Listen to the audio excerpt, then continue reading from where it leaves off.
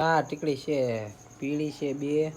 અને એક કેપ્સ્યુલ છે ને એક વ્હાઈટ છે તો 4 ટીકડી પી લેવી આપણે મેં દવા લઈને વયા ને જો દવા લાવ્યો છું અને ઇન્જેક્શન એક આપ્યું હાથે બોલો હાથે એવું દુખે છે ને કે વાત પૂછોમાં તો સબસ્ક્રાઇબર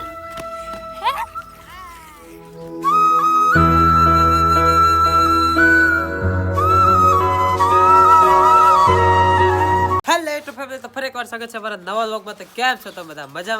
મજામાં તો છો યાર તો મજામાં જ રહેવાનું છે તો પાછો આજે વ્લોગ શરૂ કરી દીધો છે ને આજ વહેલા હું જાગ્યો હતો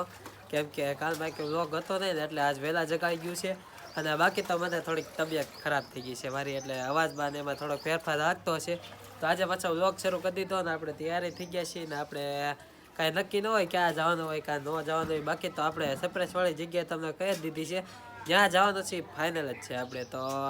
એવું છે કે હરવાર આયા અમારે હામીની ચેરીમાં લગન છે અને હરવાર જવાનું છે આપણે સરપ્રાઈઝવાળી જગ્યાએ તો બે હરવાર છે તો કાલ ત્યાં જમણવાર છે અને પાછું પમદી જાન જાય છે તો ત્યાં પાછું જાનને દિવસે તમારે હરિદ્વાર સાંજે નીકળવાનું છે તો બધું ભેગું છે તો વ્લોગમાં કન્ટિન્યુ બન્યા રહેજો અને બાકી તો અત્યારમાં બે મારી મમ્મી ને મારી બેન બે કપડાં ધોવે છે ને એ કાંઈ ગયા નથી દાડીએ મારા બેન તો અત્યારે તો ટ્રેન થઈ ગયો છું ને બાકી તો ક્યાં જવાનું કંઈ નક્કી નહીં તો ચેનલમાં ન હોય તો સબસ્ક્રાઈબ કરી નાખજો અમે અત્યારે અમે આવીશું ભાઈબંધના ઘરે કેમ કે થોડાક કપડાં લેવા જવાનું છે ને તો ત્યાં એના ઘરે આવેલા છે ને ત્યાંથી પછી આમ જવાનું છે બીજા કપડાં લેવા તો અત્યારે પેલા ગાડી ચોખ્ખી કરી નાખી આપણે બગડેલી છે કે નહીં એટલે તો પછી ત્યાંથી ડાયરેક્ટ જવાનું છે કપડાં લેવા તો વ્લોગમાં કન્ટિન્યુ બન્યા રહેજો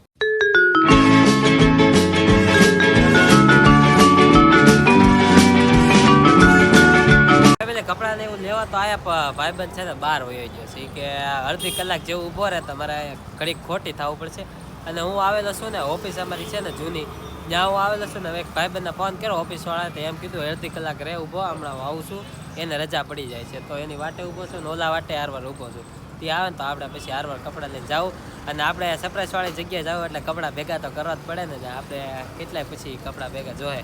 એટલે એની વાટે ઊભો છું ને હમણાં આવે ને એટલે જવાનું છે આપણે એટલે અત્યારમાં આવ્યા હતા ગાયત્રીમાં થોડોક ચેન લેવાનો હતો ને એટલે શર્ટ ને એવું લઈ લીધું હવે ડાયરેક્ટ ઘરે જવાનું છે આપણે બરાબર તો બધું લેવાઈ ગયું છે કપડાં ને એવું આવ્યો અને થોડોક ઉતાવળ હતી એટલે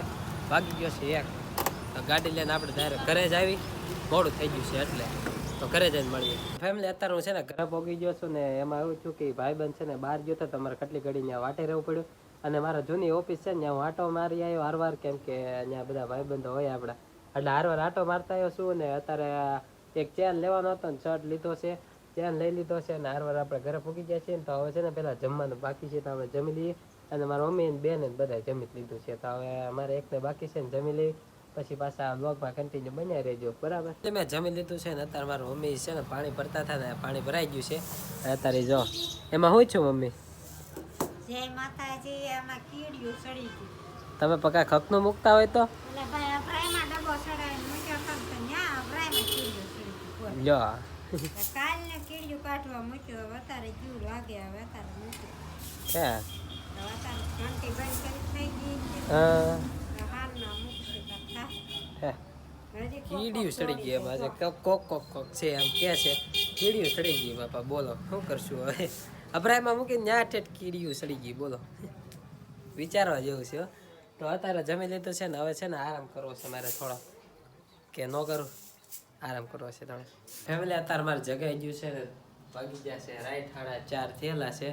અને અત્યારે જગાઈ ગયું મારો મીકી કે વાળ કપ્યા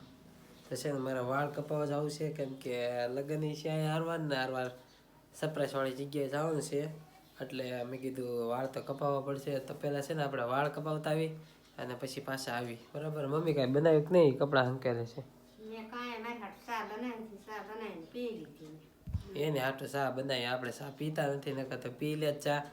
વાળ કપાવવા જો ને ભૂલાઈ જ કે આજે શનિવાર છે તો બધી દુકાન બંધ હતી 3 જગ્યાએ જો 3 જગ્યાએ બંધ તો મેં કીધું હવે કાલમાં વાળ કપાઈ નાખશો તો આજ તો મેળ નહીં આવે વાળ કપાવવાનો અને હવે કાલ જવું પડશે ત્યાં જો થોડો ખોટો એટલે ખોટો હાવ ધક્કો છો અને આ એરિયામાં આવે તો કોકનું મામેરું હતું ડીજે એટલે જો ને એની તો અવાજ આવે છે ને હવે તો ઘરે જ છે ને આપણે વાળ કપાવવા કાંઈ જવાનું નથી અને તો બાકી તો કન્ટિન્યુ બન્યા રહેજો ફેમિલી અત્યારે છે ને હું આવ્યો તો ખેતરમાં છે ને ઓલું કરવા એક વિડીયો આવ્યો હતો ને મારા બર્થડેનો તો અહીંયા બધા પતંગ ચગાવે જો જો જો અહીંયા ચગાવે આમ ચગાવે જો સબસ્ક્રાઈબર એટલે મારો વિડીયો તો અત્યારે ઉતરી ગયો છે ને ખેતરમાં આવ્યા હતા અમે વિડીયો ઉતારવા, કેમ કે અત્યારે અમારે લોકેશન આવડું આ સારું કહેવાય. અને આમ તો એરપોર્ટ છે, જો એ બાજુ છે ને એરપોર્ટ છે, અને આમ બાપુનગર કહેવાય, રામનગર કહેવાય, જે કહેવાય. અને બાકી તો આમ એરપોર્ટ છે ને હમણાં બલૂમ આવ્યું હતું, વહી ગયું પાછું, નકર દેખાડે તમને પ્લાન આવ્યું હતું, બલૂમ નહીં પ્લાન. તો આમ જો સનસેટ જેવું થાય છે ધીમે ધીમે, કચરો થઈ ગયો છે જો.